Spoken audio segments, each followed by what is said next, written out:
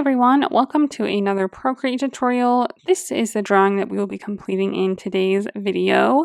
If you are new here, I mainly post Procreate tutorials, so if that is something you are interested in, go ahead and subscribe. Otherwise, before we get started, the only thing that you will need to do is download the color palette. It's totally free to download. I have it linked in the description below. The only thing you need to do is double tap the file that downloads to open it, and it'll automatically pop into Procreate so that you can use the same colors as you follow along with the video today. I will also post the canvas dimensions, color profile, and layers needed on the screen so that you can use those to set up your canvas. So take a minute to get everything ready and then come back and we'll get started.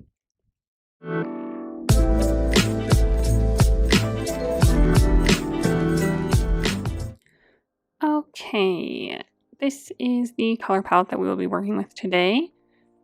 So first things first, we are just going to set our background color. So that is going to be by going to our layer menu, finding our background color layer, opening that up and selecting the first color on the top row of the color palette to fill it in with that color.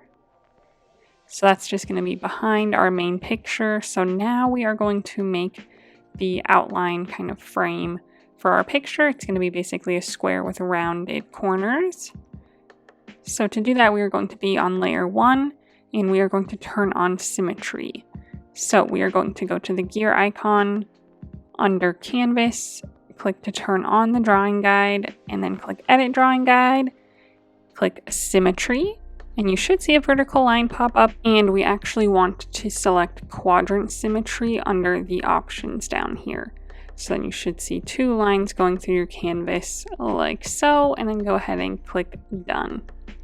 And then we just want to make sure that this layer that we're on now says assisted, so check it on the layer menu. If it does not, you can click on it and turn on drawing assist. So that just means that symmetry is active for this layer. And we want to grab the second color on the top row of our color palette. And we are going to grab the monoline brush under the calligraphy tab. And I am going to have that set to about 30%.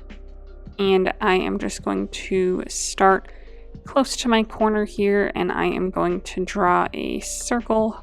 Hold it down, touch your finger to the screen to make it a perfect circle, and then just kind of size it however you would like. I'm going to do one about this size, nothing too big, nothing too small. And then I'm going to click this circle button at the top to edit it, and you can resize it here if you need to. Just make sure to touch in between two of the blue dots, not on a blue dot, because that'll stretch your shape out. But you want to just click between them, and then you can resize it. But then we also just want to make sure it's placed nicely in the corner here. We want a little bit showing on the top and the side, but we want them to be pretty much even, so that we have like an even amount of space on the top as we do on the side, like so. Then go ahead and grab our pen tool again. And now we're just going to connect them with a straight line on the sides and then on the top and bottom. So I'll start on the side here. I'm just going to start on the very right side of this circle here. Draw towards the middle, hold it down till it turns into a perfectly straight line, and then touch your finger on the screen to make it perfectly vertical. Go ahead and let that go, and then click edit at the top again. And the biggest thing is that we just want to make sure that our line is nestled very nicely into our circle so that there's no big like point sticking out like you can see here, and we don't want it in too far to where it kind of curves back and then goes straight. We just want kind of like a perfect transition here from circle to line.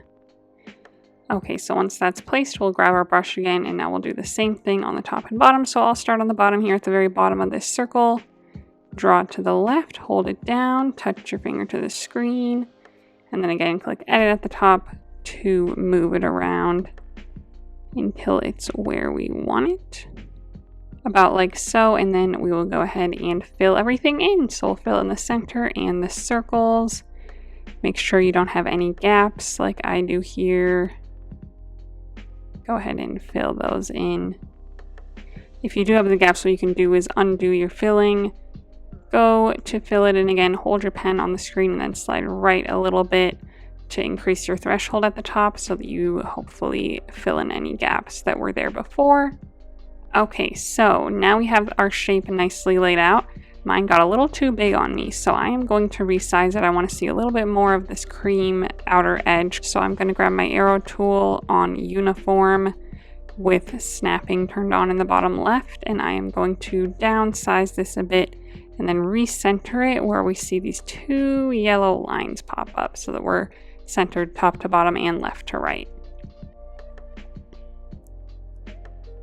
So something maybe closer to this is good. So now we want to get kind of a rough edge to make it look kind of like a painting. So to do that, we're first going to turn off symmetry. We don't need to use symmetry anymore.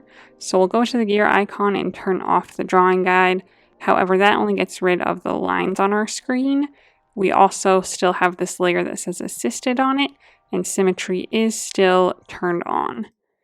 So we are going to go to our layer on the layer menu and click on it and turn off drawing assist. And then we're going to grab our eraser, and we are going to have our eraser be on this 6B compressed charcoal brush. So go ahead and find that under your eraser selection. And I'm going to have the size at about 30%. And I'm just going to take my time and go all the way around and just kind of rough up these edges a little bit.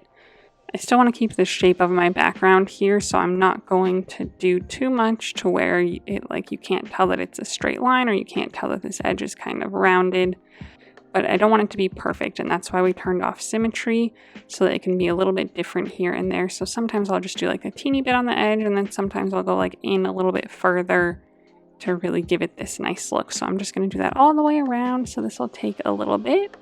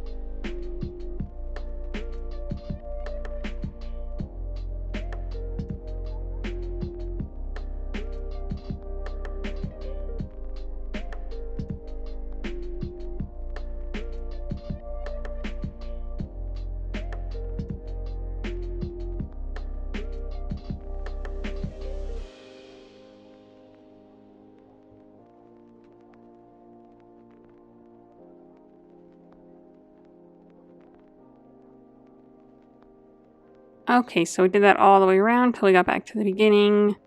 So now I'm just going to recenter my canvas like so and take a good look at it. So make any adjustments while we're still here. Otherwise, we're going to move on to the different gradients on our background, which will be our sky. So to do the gradients, we're going to go to our layer menu on this layer here, click on it and set it to alpha lock. So these are kind of all of our gradient colors, except for this last one on the top row. That will be kind of like a cloudy layer at the end, but these next three in line, the pink, the peachy, and the bright blue, are going to be our kind of sky gradient colors. And we're actually going to grab the blue color first, this fifth one on the top row, because that's going to be kind of like our horizon line. So we kind of want to set that first, and then we'll have everything go off of that. Then we are going to grab for our brush the soft brush under the airbrushing category. We'll set the size to about 15%. And again, this is going to be kind of our horizon line. We want it to be a little bit below our halfway point. So like our halfway point would be like roughly right here. We want it to be below that. So our horizon is going to be a little bit below halfway so that we have more room at the top than we do at the bottom in our reflection. And I'm just going to start on the right side here, a little bit under halfway. And I'm just going to draw a nice straight line, pretty much horizontal all the way across, like so. So that'll be like our horizon line. So then next we'll grab the fourth color on the top row. So we're just kind of working backwards. So this fourth one in line, and that will be our next color. So we'll add that first to the top of our blue color in another horizontal stripe there, and then we'll also add it to the bottom on the other side, because this will be our reflection. We'll make it darker later so that it looks more reflection-like, but for now it's just going to be the same. Then we'll grab our next color closer to the beginning, so the third one on the top row, and that will be our next stripe in the sky above our peachy color, leaving a little bit of our purple color at the top still showing, and then again down here we'll do another little stripe, leaving our purple still showing there as well. Okay, so now to get it to be more gradient and more just like blurred together, we are going to go to our wand icon, click Gaussian Blur, and we'll drag this up a little bit to maybe like 30% to get a nice gradient there. Okay, now we'll add some kind of cloudy streaks in the sky. So we'll do that on a new layer right above this layer.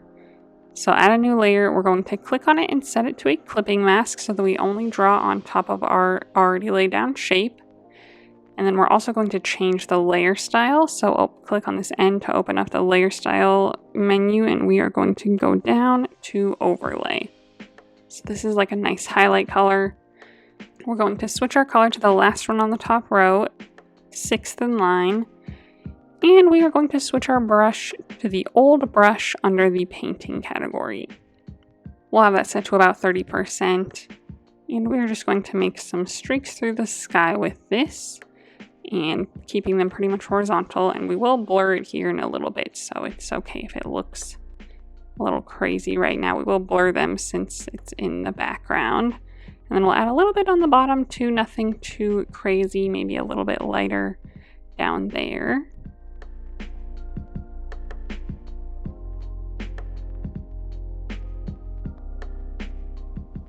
Okay, so like I said, we will blur it now a little bit, so we'll do the same thing that we did before. Go to our wand icon, click Gaussian Blur, and we'll drag this up to maybe 10 to 15% somewhere in there.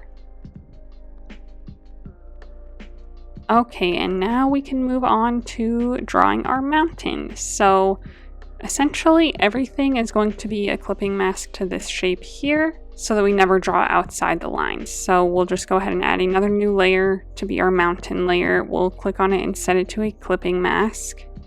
So we are going to now start on our second row of colors here. So the first one on the second row, we're going to switch back to our monoline brush under the calligraphy tab. Go ahead and leave it at about 30%. And the first thing that we're going to do is just draw a straight horizontal line for the base, and I'm going to draw it pretty much right through this blue area here. So just right through the center there, hold it down, touch your finger to the screen to make it a perfectly horizontal line, like so. And then now on this left side here, I'm going to start a little bit above my line, and I'm just going to kind of draw a swooping motion up towards the middle. This will be like the point of my mountain. I will just draw kind of a random like pointy area at the top here like so. And then I will draw another swoopy line down off the side of the right screen like so. Connect them on the sides so that the top and bottom lines are connected. And then we can go ahead and fill it in. Now this doesn't have to be your final shape. In fact, it probably shouldn't be. It's probably a little too like perfect. We shouldn't really have these like curved sides. And I might want to change my peak even a little bit. So now we're just going to kind of play around with it, but that was just to get our general shape. But now I'm going to start kind of on the left side here, and I'm just going to make some little like, you know, pointy areas that go off of our original shape.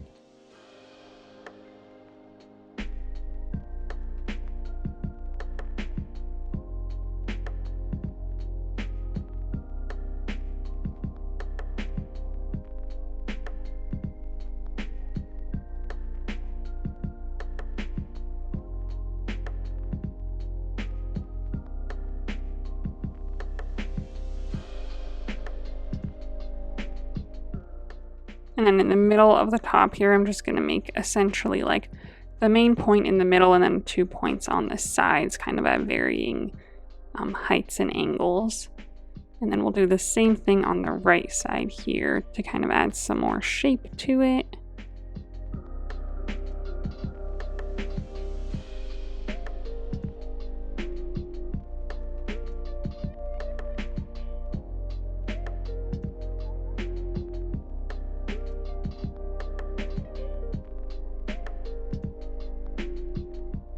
Like so, and so it shouldn't be symmetrical or anything. It should be kind of different on both sides, but just get a good shape that you like, and then we will move on. Okay, so I'm going to leave it about here for my shape. So now we're going to do the highlights and shadows and texture to it. But first, we are going to blur it just a teeny bit so that the edges aren't quite so sharp, since it is kind of in the distance. It wouldn't be so sharp, but we don't want it to be super blurry. So we're just going to go to the wand icon, go to Gaussian Blur, and we are going to blur it literally like just 3% is all that we will do. And then we will go to our layer menu, and on this layer, we're going to click on it and set it to alpha lock so that we can draw on our shape all of our shadows and highlights. So first we will grab the second color on the second row, our darker color. And it's not even really shadows and highlights as much as it's just kind of adding texture and dimension to it. So we are going to use a textured brush for this. So under our brushes, we will select the 6B compressed charcoal brush under the charcoals category. We have this set to about 30%, and essentially I am just going to kind of just draw little sections of this darker color, kind of in like triangular shapes, and I'm first just going to start mostly on the bottom. And all I mean by triangular is like, you know, to kind of have some sharp edges here and there. But yeah, just kind of all over this bottom area, leaving gaps in between for our highlights. So just kind of in little chunky areas throughout. And then when we get towards the top, you can add a little bit more, but we will mostly be covering this top bit with our snow, but it's okay to do some there as well. Okay, so now we will grab our third color on the second row, which is a little bit lighter than our original color, and we will kind of just fill in some of these gaps, leaving some of our original color showing still, so it doesn't have to be, you know, so we aren't going to cover in every little gap, but just kind of, again, add some little sections. If you overlap with some of your darker sections, that's okay too.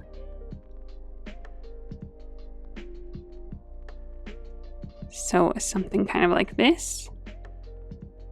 And then I will grab the lightest color still, the fourth one on the second row, and I will drop my brush size a little bit to like 20%, and I will just add a few little kind of highlights here and there, mainly on the areas that I just filled in with my slightly lighter color, because that is where the highlights would be. They wouldn't be over our darker color. That wouldn't make any sense.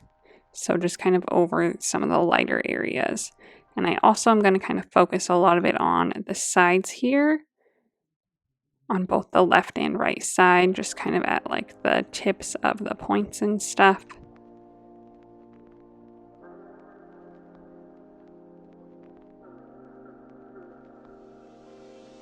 Again, not too much and just kind of random.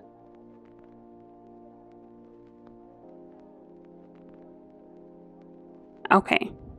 And while that is a good start, it's a little too like color blocky, and we want it to be a little bit more melded, but we don't want to blur it this time. Not this time. We don't want it to be blurred together because we want to keep our texture. But to just kind of help it be a little bit more blended, we are going to grab our original color, the first one on the second row, increase our brush size back up to like 30, and I'm just going to go back over and just kind of very, very lightly go over pretty much everything that I've done so far.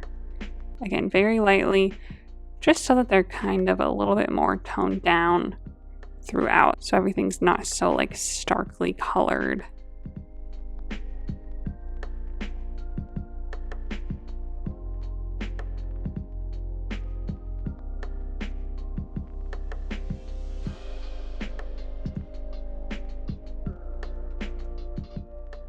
Okay, so that just adds like a good blend to everything. And then now we are going to move on to our snow, which is going to cover the peak of our mountain. So that's all going to still be on the same layer. We are going to grab the next color in line, the 5th one on the 2nd row, and we are still going to be on our 6B compressed charcoal brush, but we are going to lower the size again to maybe like 15%. I'm just going to zoom in towards the top here, and just essentially this is, you know, somewhere around here is where we'll want the bottom of our snow to be. So I'm just going to start on the left side here, and I'm just going to kind of make the bottom of my snow in kind of like a zigzaggy pattern. And we don't have to fill it in all the way. So like right here, you can see there's still a good amount of texture and stuff left. So that's kind of what we want, and it doesn't have to be a perfect zigzag like that.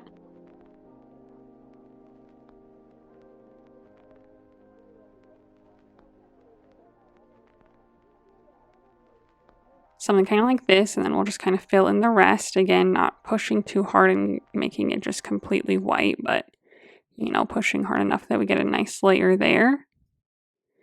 Okay. Then we'll grab the next color in line, this kind of grayish color, the 6th one on the 2nd row. We'll drop our brush size even further to maybe like 10%, and I'm just going to essentially create shadows in my snow. So I will just start maybe on the left side here, and I'm just going to create like a little cutout of a shadow. So just a little bit right there.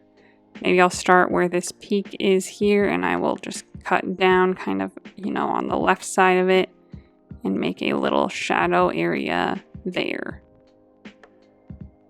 Maybe I'll do the same thing on this one, kind of create a little shadow block there.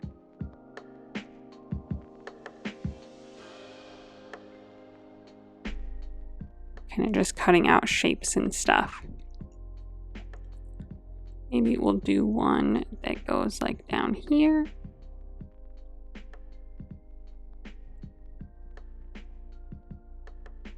And maybe something like this going off the right side. So just kind of something like that to add some more, you know, dimension to our peak there. And then lastly, with this bit, we are going to add some of the darker color peeking through so that it doesn't look just so perfectly like snow's just sitting on the top of our mountain. We would have some parts where the snow maybe isn't touching as much. So we will switch back to our first color on the 2nd row of our color palette, our original mountain color. And this time we are going to switch our brush to the dry ink brush under the inking category.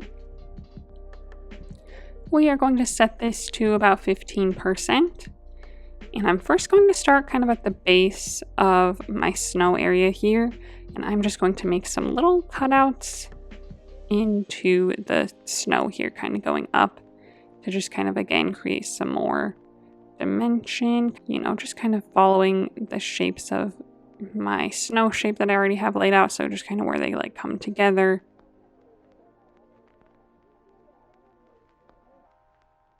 Just create some little kind of cut-ins there.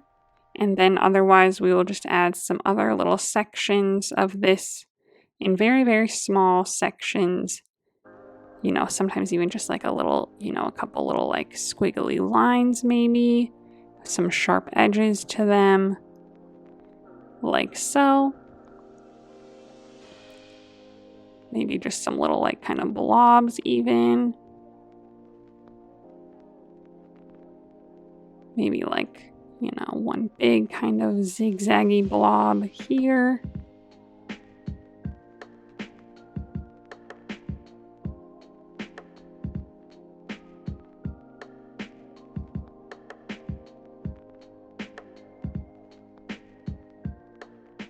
And again, some sections on the edges as well.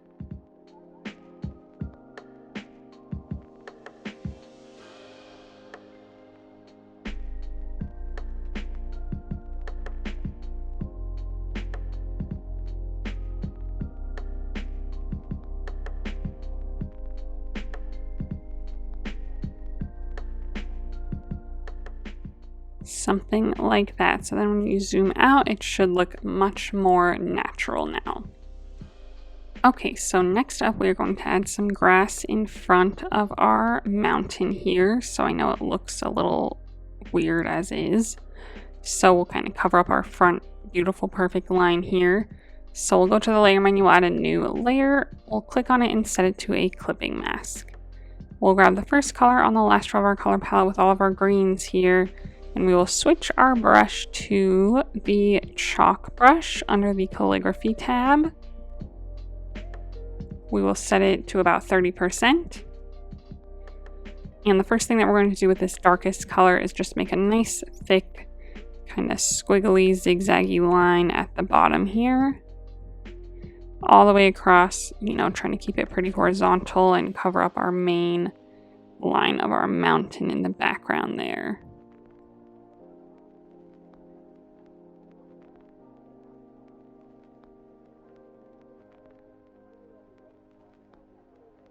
I'm trying to keep the size pretty even all the way across, but you can have sections like this that dip in and out, like so. Okay, and then same layer, we're going to grab our second green color on the last row. Same brush and everything, we're just going to drop the size down to like 20%.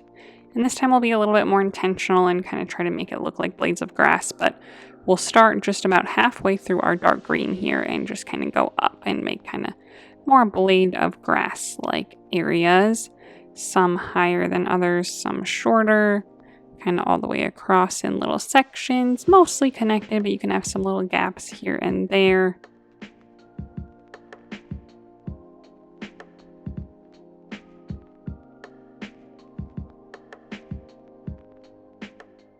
Again, nothing too perfect because it's really far away, so it doesn't have to be super detailed or anything.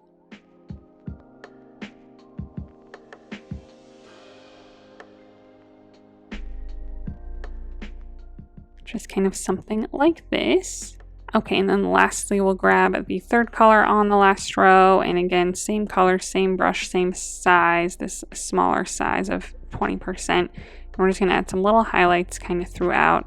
Not really going over everything all in one big section, just a little few random just pieces of this color throughout kind of the top areas of our grass blades, like so. Okay, and then that is it for our grass. So now it's time to make our reflection. So the first thing that we actually need to do is change this bottom section of our background color to be darker and less saturated to kind of be our water background. So to do that, we're going to go to our layer menu and we are going to find this original colored background layer here, layer 1. Grab our selection tool with rectangle turned on, no color fill or anything. And we're going to start on the very outside bottom left corner here and drag to select through our grass here, not touching any of this upper area where our sky is showing above our mountain or our grass, but just kind of in the middle here and then let that go to select it. Click our wand icon, click hue, saturation, brightness, and now we're just going to lower our saturation a little bit to like maybe 45%. Lower our brightness a teeny bit as well to maybe 45%. Maybe lower our saturation a little bit more to like 35 to 40, somewhere in there. You know, so something about like that. So I think I'll end up with my brightness at maybe 43 or 44 and then my saturation at 35. So kind of play around and see what you like, but we just want a nice like darker kind of murkier color there for our water. So then we'll go ahead and click our selection tool to turn that off. So now this is what we're left with. So now we need to make the reflections of our mountain and our grass. So let's do our mountain first. So we'll find our mountain layer, slide to the left and hit duplicate. Grab the bottom one that pops up. Click our arrow tool. And we are going to first go to flip vertical. So it flips it upside down. Make sure we're on freeform, and then we're just going to drag it down till it's like nestled under our grass here. And then with freeform turned on, go ahead and grab this bottom button here and drag it up a little bit so we kind of make our whole mountain a little bit skinnier from top to bottom and just kind of nestle it nicely in our water here, like so. Okay, and then to make it look a little bit more faded, we're going to go to our layer menu on this layer, click the N to open up our layer menu. And we're just going to drop the opacity down just a little bit to maybe like 85%. we are also going to change the hue, saturation, brightness of it. So click our wand icon, hue, saturation, brightness. And again, we'll drop our brightness down to maybe like 45%. Drop our saturation down to maybe 40, something about like that. And then lastly, we're going to give it a teeny bit of a blur. So with our mountain layer here though, we have alpha lock turned on and we need to turn that off. So go to our layer menu, click on it and turn off alpha lock. If alpha lock was still turned on, it would just blur all the colors on the inside and not the edges. The edges would stay as is, but we want the edges to blur as well. So that's why we need to turn alpha lock off. So now we'll go to our wand icon, Gaussian Blur, and we'll drag this up to just maybe 5%. Okay, and then we're going to do the same thing for our grass. So now we'll find our grass layer, slide to the left and hit duplicate. And we're actually going to use the top one this time. It just kind of helps kind of melt our little horizon line together by using the one that's on top to do all of our changes. So we'll click our arrow tool. First click flip vertical. We'll drag it down a little bit to just kind of where our dark green colors are just kind of, you know, melded together here. We'll grab this bottom button and drag it up a little bit to make it a little skinnier. Place it there nicely. Again, and then we'll do all the same stuff that we did to our mountain. So we'll first go to our layer menu, click the N to open up this layer and drag the opacity down to like 85%. We'll click the wand tool, hue, saturation, brightness. Again, brightness down to like 45, saturation down to like 40. Maybe not quite that bad, maybe 47 for our brightness, 40 for our saturation. Okay, and then we will click our wand tool again, Gaussian Blur, because alpha lock was not turned on, so we don't need to turn that off. And we'll just blur it up to a good 5%. And then if you need to do any more moving around, you can, so I might just move my grass down just a teeny bit lower. Maybe even the same thing with my mountain. Like so. We just don't want any gaps, so there's like a gap there in my grass, so I will move that back up a smidge. Okay, so yes, move around things if you need to, otherwise this is what we are left with. So next we will go ahead and add the stars to our sky. So we are going to do that on a new layer on top of everything. Click on it and set it to a clipping mask again. Grab our fourth color on the bottom row of our color palette. And the brush that we are going to use for this is going to be the soft airbrush under the airbrushing category. So it's the really skinny one. And we are first going to start it at about 20% to make some big stars, and then we'll drop it and make some smaller ones. But about 20%, and I'm just going to kind of touch a spot and just kind of work around a little bit and push down a little hard. And it will make a nice little circle in our sky for our star.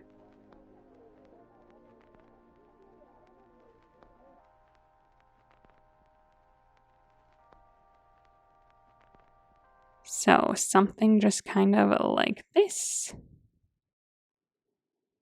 So add as many of those as you'd like, and then we'll drop our size down to 10% to do some smaller ones. So for these, I'm just going to push hard on some and then push very, very light on others to get just like the teeniest little, you know, ghost of a star in the very, very faded background. But we'll add more of these smaller ones than we did of our larger ones.